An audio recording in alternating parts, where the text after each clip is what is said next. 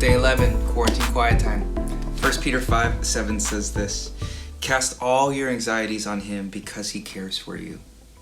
This is a verse that maybe you've heard before. If you've ever struggled with anxiety or nervousness or something like that, this is probably a verse that someone has thrown in your face.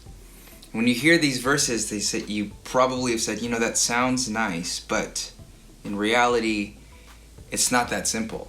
It's not that easy just to take my anxieties and just cast them to the Lord. I want to back up a little bit. Our app doesn't have the previous verse included, but I want to read that for us today. 1 Peter 5:6 says this: humble yourselves, therefore, under God's mighty hand, that he may lift you up in due time. Cast all of your anxieties on him because he cares for you. This passage isn't saying that if you have anxieties, God can magically get rid of them. It doesn't say that if you pray, then the anxiety will go away. It doesn't say that if you have more faith, then you will have less problems.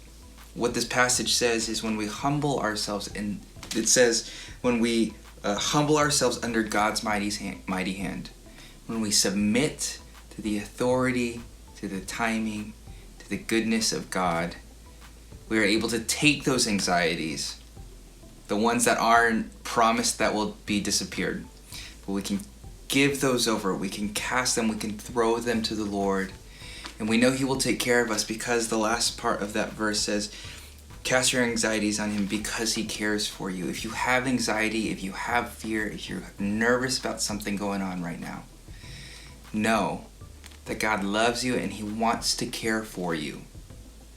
He isn't necessarily going to take things away. Your circumstances aren't necessarily going to change, but you will be cared for and you will be loved by the Lord.